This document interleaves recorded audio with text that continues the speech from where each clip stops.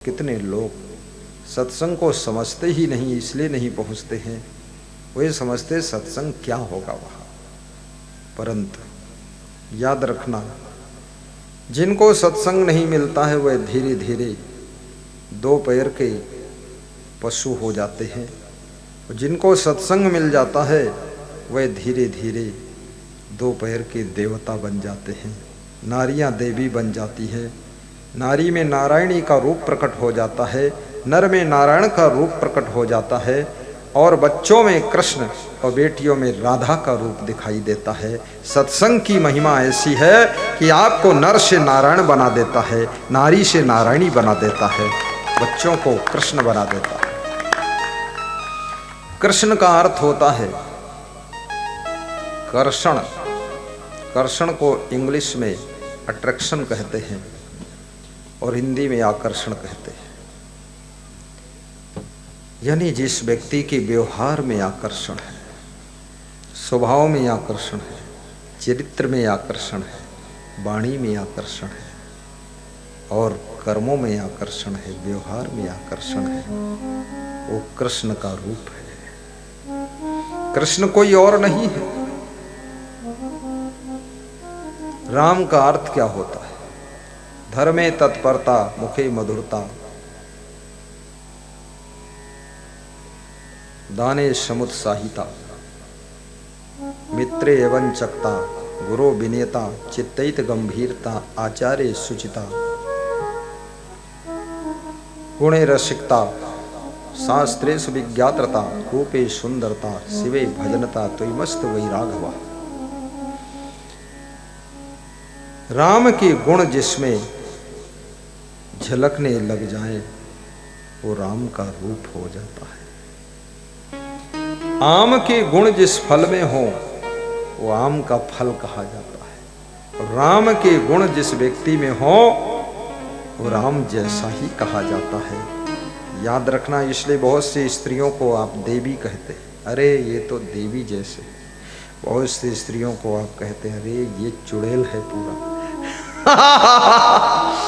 बहुत सी स्त्रियों को आप कहते हैं, अरे बहुत खतरनाक है, एटम बम से कम नहीं है। बम बम भोले और एटम बम के गोले। कितने लोग विवाह करते हैं, पत्नी लेकर आते हैं, ससुराल पहुंचते पहुंचते वो पत्नी ऐसी मतवाली हथनी बन जाती है, पूरा घर उजाड़ कर देती है, पति को भी सूंड में लपेट कर फेंकती है। बहुत हालत गंभीर है। कितने गुरु शिष्य बनाते हैं, वो शिष्य धीरे धीरे शत्रु बन जाता है।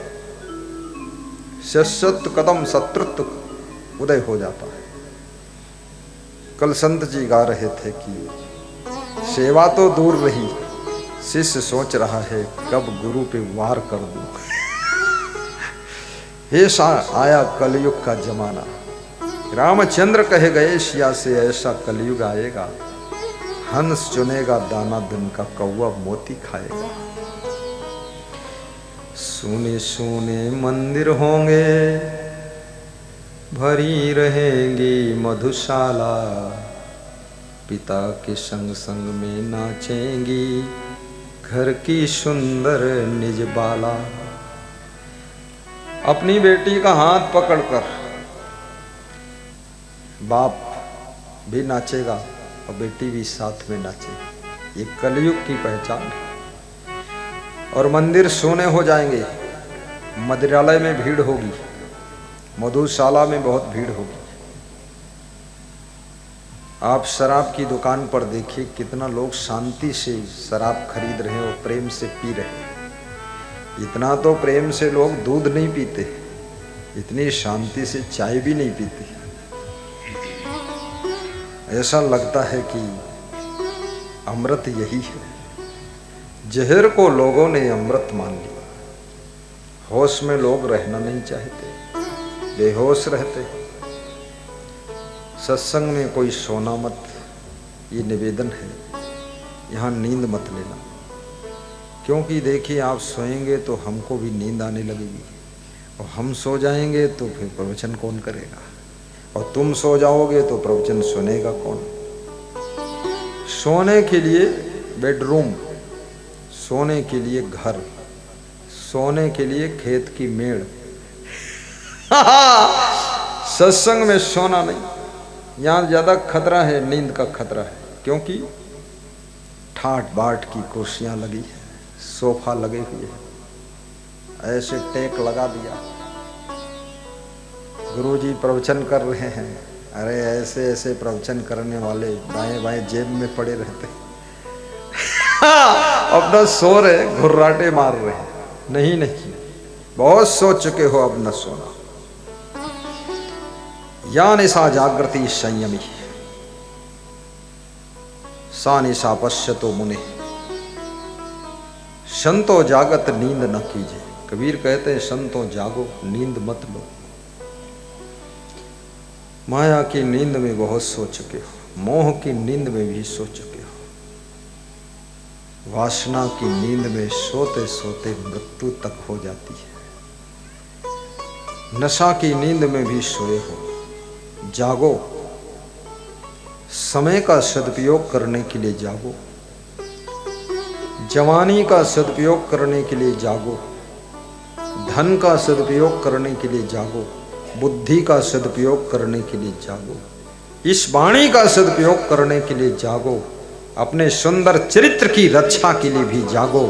याद रखना, जिनका चरित्र संभल जाता है उनके चित्र का भी सम्मान शुरू हो जाता है, और जिनका चरित्र गिर जाता है उनके चित्र को भी देखना कोई नहीं चाहता है। बोलिए सद्गुरु भगवान की जय। इसलिए चरित्र एक दौलत है, गुरु एक दौलत है, तुम्हारी पत्नी एक संपत्ति है, पति एक दौलत है, बेटा बेटी भी दौलत है, माँ बाप बहुत बड़ी दौलत है। थोड़ा धन खो जाए बहुत चिंता मत करना, लेकिन माँ बाप खो गए तो चिंता की जरूरत है। आपने बहू खो दिया, बेटे को खो दिया, भाई को खो दिया, बेईमानी करके बैठ गए, बहुत घाटे का सौदा है। रिश्तों की भी रक्षा करो, और कोई भी रिश्ता सहनशीलता से सुरक्षित होता है, गम खाने से सुरक्षित होता है। फालतू बातें करने से, निंदा बुराई करने से, चुगलीचाई करने से, बकवास करने से, प्रपंच करने से रिश्ते कमजोर हो जाते हैं, प्रेम कमजोर हो जाता है। इसलिए वाणी पर संयम रखो, ज्यादा बोला मत करो, फालतू मुंह खोला मत करो, सोच समझ के बोलो। कबीर साहब कहते हैं,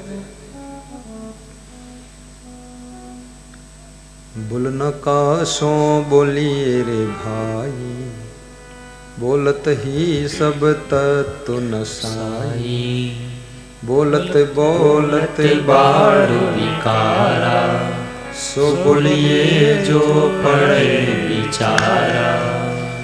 मिलहि संत बचन दुई कहिए, मूर्ख मिलई मौन हुई रहिए, पंडित सो बोलिए हितकारी, मूर्ख सो रहिए झक मारी। बहुत बड़ी बात है। पूरा होई विचार ले बोले, कहीं कबीर अर्ध घट डोले, पूरा होई विचार ले बोले। जो लोग पूर्ण हैं वो विचार पूर्वक बोलते हैं, जो अधूरे हैं, अधकचरे हैं, वे लोग बिना विचार के किसी के बारे में कुछ भी बोल सकते हैं, उनका कोई ठिकाना नहीं। उनको बोलना है, विचार करना ही है। मेरे पास में एक भक्त आया, बोला कि गुरुदेव आपका प्रोग्राम कराना चाहता हूँ, कितना खर्चा आता है? तो मैं मुस्करा दिया, क्योंकि रुपया मैं बताता नहीं, लेकिन बहुत पीछे पड़ गया। हमने कहा प्रबंधक से मिल लो। बोले प्रबंधक क्या, आप ही बता दो। हमने कहा उत्तर प्रदेश का प्रोग्राम यदि है, मैं तो अपने लिए कुछ बोलता ही नहीं हूँ, मांगता ही नहीं हूँ, मुझसे सस्ता संत कोई है भी नहीं।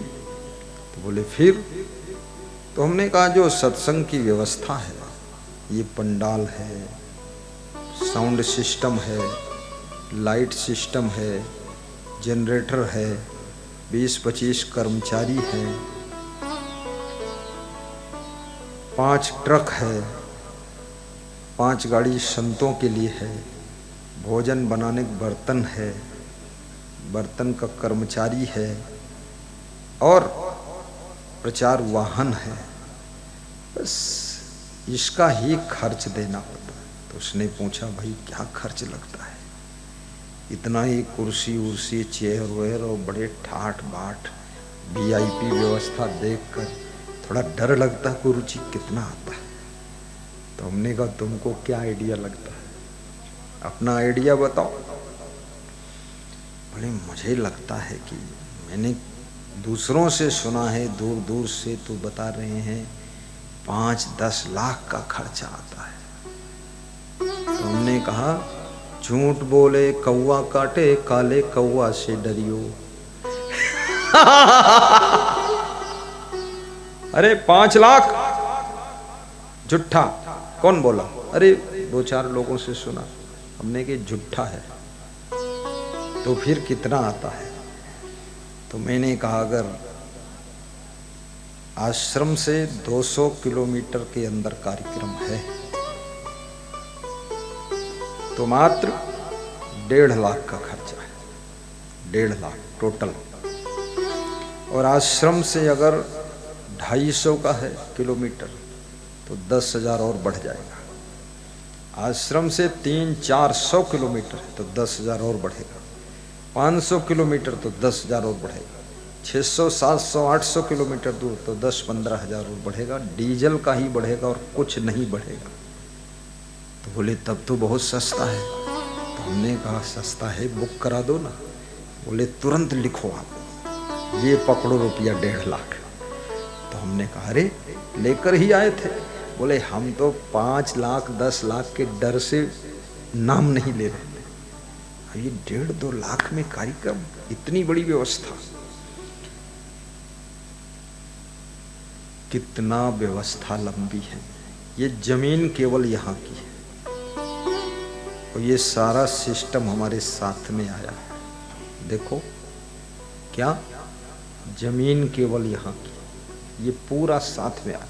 और यही सिस्टम उठ करके बांदी कुई जाएगा, यही सिस्टम उठ करके जिला 12 अंता जाएगा और यही उठ करके उज्जैन जाएगा। हम बाद को पहुँचते ये रातों रात पहुँचता है, ऐसा। अभी मैं प्रवचन खत्म करूँगा कल, 4 घंटे में ये खोल कर लद कर चला जाएगा। ये हमारे मैनेजर साहब हैं, देखो ना, ये मैनेजर हैं। और कहाँ मैनेजर तुम्हारे? अंदर, वो सब अंदर रहते हैं, अंदर ही सुंदर है, बाहर की हवा खाते ही नहीं। जिस गांव में आश्रम है नेपाल बॉर्डर पर, उस गांव का ये बच्चा है, बड़ा वफादार बच्चा है, बहुत प्रेमी है। और पूरे गांव को हम लोग बहुत प्रेम रखते हैं, पर हम जाते किसी के घर नहीं ना, क्योंकि जाओगे तो बहुत सवाल खड़े हो जाते हैं कि उनके घर गए, हमारे घर नहीं आए, उनके घर 2 बार क्यों गए, क्या कनेक्शन है, क्या रिलेशन है, क्या सेक्शन है, क्या इलेक्शन है कि तो उस पचड़े से बचने के लिए किसी के यहाँ जाता नहीं। जो पदरौनी करे, प्रोग्राम करे, उसी के यहाँ जाऊँगा। तो याद रखना ये बहुत सस्ता है। जैसे यहाँ कार्यक्रम हो रहा है और पोस्टर जो चिपके हुए आपने देखा है, मैंने उनको बताया पोस्टर, पंपलेट, होर्डिंग, अनाउंस सब मेरे यहाँ से आएगा। आप पोस्टर देखे होंगे दीवार में मोटा मोटा लिखा काली खाड़, लिखा मोटा मोटा लिखा सुखद प्रवचन, ये स्पेशल प्रेस है हमारे भक्त की। वो कैसे सस्ता वो भी छापता है, दूसरी जगह ये भी महंगा है। जो 10 रुपये 12 रुपये स्क्वायर फीट का काम है वो भक्त हमारा मात्र 7 रुपये में करता है। प्रतापगढ़ वालों ने खुद बनवाया, वो 12 रुपये में करवाया, वहाँ से गया 7 रुपये, 5 रुपये बचा। उन्होंने 2000 स्क्वायर फीट का काम कराया, 2 पंचे 10,000 फादिल दिया उन्होंने। तो हमने कहा जय हो। क्यों दिया? बोले हमको ज्ञान नहीं था। तो हमने कहा उसके लिए तो हम है ना, ज्ञान ही दे रहे। और वो प्रेस वाले क्यों करवाते हैं सस्ता? ब्राह्मण है वे, अखिलेश दीक्षित नाम है। 17 साल शादी हुए हुआ था, कोई पुत्र नहीं हुआ था। और जब मेरा पोस्टर छापा और चरण छुआ, सुंदर पुत्र का जन्म हुआ, तो मेरे में प्रॉफिट खत्म कर दिया। बोले रेट टू रेट रहेगा और हर साल 1 लाख दान रहेगा। प्रेस वाला 1 लाख हर साल देता। हमारे लिए स्वेटर भेजा, हमारे लिए रजाई भेजा, हमारे लिए सब सामान भेजा, संतों के लिए स्वेटर इनर भेजा। बोला हम लुटा देंगे आप पर। हमने कहा हम पूरा लूट लेंगे आपको। भेज दिया। बोला गुरुजी सबसे कमजोर थे, 3 जिलों में पहला नंबर है जब से आपके चरण पड़े। मैंने कहा 3 जिले, 6 जिले में पहला नंबर होगा आपकी प्रेस का, कोई टक्कर ले ही नहीं सकता है। क्योंकि गुरु की सेवा, गुरु का ध्यान और गुरु के लिए दान जो भी करता है वो सबसे अधिक बड़ा बनता है धनवान, और बनता है महान, बनता है बुद्धिमान और चरित्रवान। राम ने गुरु की सेवा किया था, वो भगवान बन गए। कृष्ण ने गुरु की सेवा किया था, वो भी भगवान बन गए। और हनुमान ने संतों की सेवा किया, वो वीर हनुमान बन गए। जगह जगह हनुमान जी के मंदिर हैं। साधु संत के तुम रखवारे, असुर निकंदन राम दुलारे। साधु संतों की सेवा करते थे हनुमान जी, असुरों का नाश करते थे। रावण संतों को मारता था और राक्षसों की सेवा करता था, इसलिए राम ने रावण को मार दिया। याद रखना, हनुमान जी भी संतों के सेवक थे। संतों की जो सेवा करता है, संयम नियम की जिंदगी उसको मिलती है, चंचल मन पर कंट्रोल हो जाता है। अरे क्या बात करते हो, संत की सेवा और गुरु की सेवा किस्मत वालों को मिलती है। और कोई भी आज तक गुरु की सेवा करके निर्धन नहीं हुआ, गरीब नहीं हुआ। जिसने जिसने सेवा किया है वो धनवान भी बना, महान भी बना, और उसका मकान भी बना, और सब टाप का काम हो गया, और गाड़ी लाड़ी बाड़ी साड़ी सब कंप्लीट। इसलिए गुरु की सेवा से कभी भी न तुम परेशान होगे न नुकसान होगा। गुरु की सेवा से शान की जिंदगी जियोगे। करके तो देखो। अभी हमारे पास में दिल्ली से भक्त आए, राजेश खड़े हो।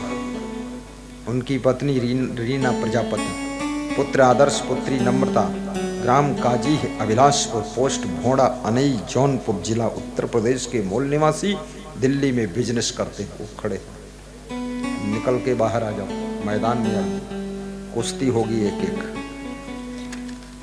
तो गुरु जी के लिए इनकी पत्नी ने लिखा है, विनती है गुरुदेव, आपके लिए अखरोट भेज रहे हैं 1.5-2 किलो। मैं अखरोट रोज शाम को भिगा के सुबह खाता हूँ, इसीलिए बुद्धि प्रखर है। और तुम खाओगे बुद्धि खत्म हो जाएगी, मेरी बराबरी मत करना।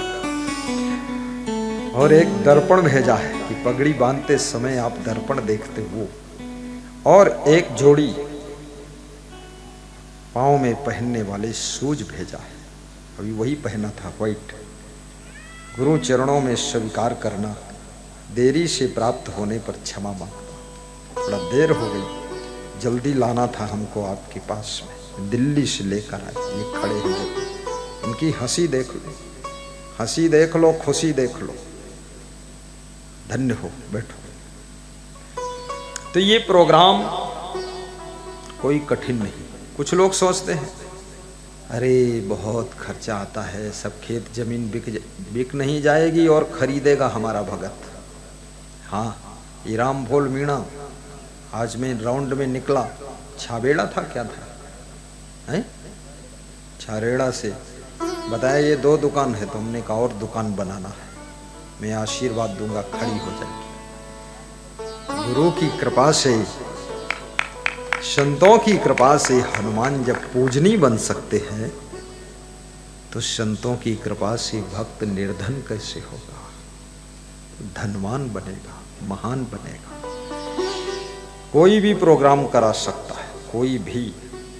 99% मैनेजमेंट, अरेंजमेंट, सेटलमेंट, एडजस्टमेंट सब मेरे जिम्मे है टोटल। आप तो नए कपड़े पहनकर घूमिए, आप सोचते रहिए क्या करना, कुछ करना नहीं, बस सुनो सच, करना क्या कुछ नहीं, बस गुरु से प्रेम करो। झारखंड में तो हम भंडारा का भी ले लेते जिम्मेदारी, भोजन भंडारा भी छोड़ो, झंझट भगत का सब्जी तेल खरीदते घूम रहा है। हम सब तेल उधरे से हम ट्रक में खरीद कर ले आते सब सब छुट्टी गाँव। मैनेजमेंट करने के लिए माइंड चाहिए, और माइंड के लिए गुरु का ध्यान करना पड़ता है। हम रोज क्षमादेव को हाथ जोड़ते हैं, कुछ भी हो हाथ जोड़कर, अब उनका शरीर नहीं फिर भी हाथ जोड़कर मैं आशीर्वाद मांगता हूँ कि गुरुदेव ये काम हो जाए, आप कृपा करना, नहीं बड़ी मुश्किल है, तुरंत हो जाता है। तो बैठकर प्रेम से सुनते रहें, कोई उबे डूबे ना। अब प्रवचन प्रारंभ होगा, तो किसी की झूठी अफवाहों में बातों में मत आना। और मेरा आश्रम नेपाल बॉर्डर पर है, आश्रम भी स्वर्ग जैसा सुंदर है। लखनऊ में आश्रम मुझे दान में मिला है, घनश्याम दास गुप्ता ने दिया, करीब 10 करोड़ का आश्रम है, हमने एक ईंट नहीं लगाया, बना बनाया। कोटा में आश्रम, गुरु पूर्णिमा वहाँ होती है, करता हूँ मैं, जाता हूँ। उज्जैन में आश्रम बनने जा रहा है, अयोध्या में बनने जा रहा है। ये देखिए लखनऊ के आश्रम का फोटो टीवी में आ रहा है, देख लीजिए। देखा? थोड़ा और इसको घुमाइए दूसरी तरफ, दर्शन कराइए, बड़ा सुंदर है। और छत्तीसगढ़ में बहुत सुंदर, रायपुर राजधानी में आश्रम है, बहुत सुंदर। ये लखनऊ आश्रम का दर्शन है, देखिए। इतना बड़ा दान कौन करेगा? अभी एक भक्त मेरा कह रहा, मैं हेलीकॉप्टर गुरुजी को दान दूंगा, हेलीकॉप्टर। बात खत्म, जमीन पर चलने काम खत्म। बस अगर वो दान देगा ना, तो मैं क्या करूंगा, मैं यहाँ खड़ा करूंगा, तुमको सबको बिठाकर 5-5 मिनट उड़ाऊंगा ऊपर और खड़ा रहने से क्या फायदा। सुबह से उड़ाना शुरू करूंगा 8 बजे से लेकर 1 बजे तक। अब जब हम आ जाएंगे तो उड़ना बंद, तो प्रवचन सुनो, पहले उड़ो तुम। और गुलाब के फूल ले लो, थोड़े ऊपर से डालते रहो कि व्यास गादी पे पुष्प वर्षा हो रही है, सबको उड़ा दूंगा। और थोड़ा थोड़ा उसका डीजल ले लूंगा, जो पड़ता होगा डीजल ले लूंगा। हेलीकॉप्टर फ्री, डीजल आपका, हेलीकॉप्टर भगत का, और बैठेगा भगत, उड़ा देंगे। ऐसा नहीं उड़ा के खत्म कर देंगे फिर नीचे लाएंगे, क्योंकि आपका भी बैठने का मन तो होगा ना। मैं मेरी गाड़ी में भक्तों को बिठाता हूँ, अभी आया राम फूल को बिठा के लाया, और मैं ढूंढ रहा था कुलदीप कहाँ, वो भी बैठ ले, भरतलाल कहाँ, वो भी बैठ ले। गुरु की गाड़ी में जब भक्त बैठता है तो गाड़ी धन्य हो जाती है, और भगत की गाड़ी में जब गुरु जी बैठ जाते, छू लेते हैं, तो गाड़ी पावन हो जाती है, पावन हो जाती है।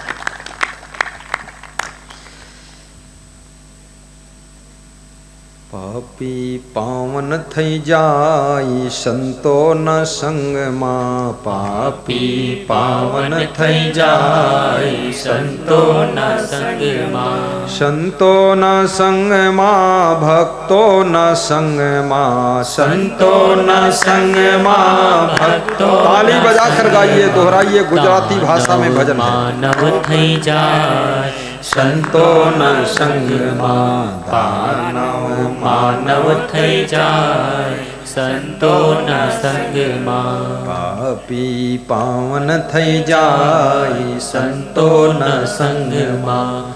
पापी पावन થઈ જાય સંતોના સંગમાં સંતોના સંગમાં ભક્તોના સંગમાં સંતોના સંગમાં ભક્તોના સંગમાં પાપી પાવન થઈ જાય સંતોના સંગમાં પાપી પાવન થઈ જાય સંતોના સંગમાં बोलिए सदगुरु भगवान की जय।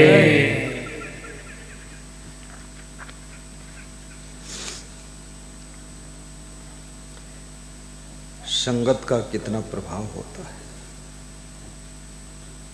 याद रखना। धूल जो नीचे पैरों से रौंदी जाती है, परंतु वही धूल जब हवा की संगत करती है सबसे ऊपर आकाश में उड़ती है और राजा के शीश मुकुट में जाकर बैठ जाती है। हवा की संगत पाकर नीचे पैरों से रौंदी जाने वाली धूल कौन उठाकर उसको राजा के शीश मुकुट में रखता? कोई नहीं रख सकता, लेकिन हवा का सहारा, हवा की कृपा, वायु की संगत को पाकर पैरों के नीचे रौंदी जाने वाली धूल राज मुकुट में जाकर बैठ जाती है। ये है संगत का फर्क। और वही धूल जिससे धूल से लोग बच बच के चलते हैं कि धूल बहुत है, थोड़ा धीरे चलो, रुको। वही धूल जब गुरु के चरणों में स्पर्श कर जाती है तो उसे चरण धूल कहते हैं।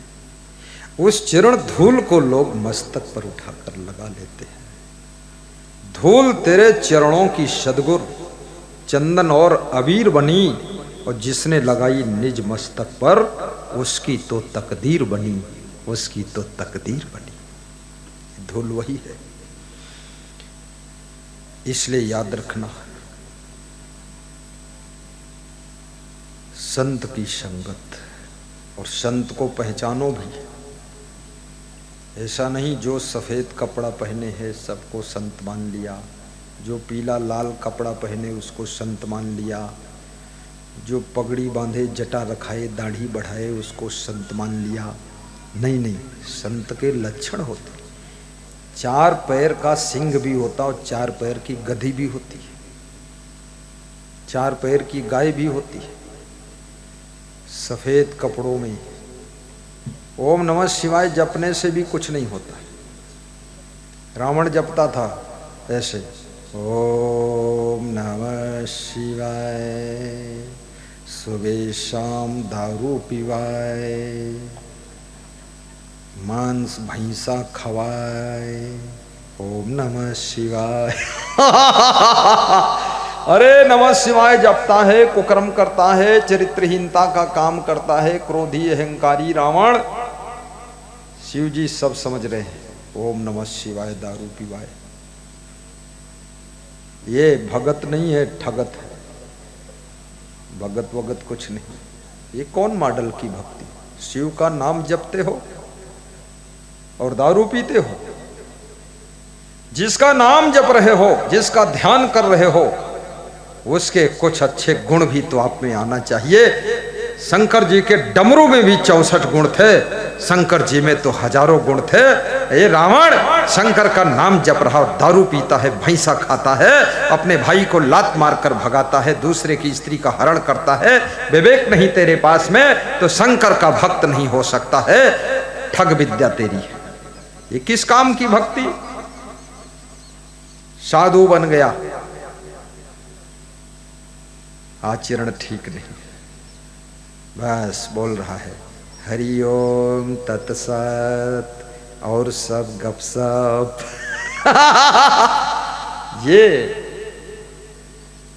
ये व्यापार का मार्ग नहीं है साधु जीवन, याद रखना। ये साधु जीवन साधना का मार्ग है। और आदमी से बच सकते हो आप, शासन प्रशासन से बच सकते हो, लेकिन आप अपने कर्मों के दंड से कभी नहीं बच सकते हो। कर्म के लिखा मेटे धोखे से जो यो कोट सिराई। इसलिए याद रखना, गाय गाय में अंतर। कोई 1 लीटर दूध देती है, कोई 20 लीटर भी देती है। गाय गाय में अंतर, आदमी आदमी में अंतर। कोई हीरा कोई कंकर, साधु साधु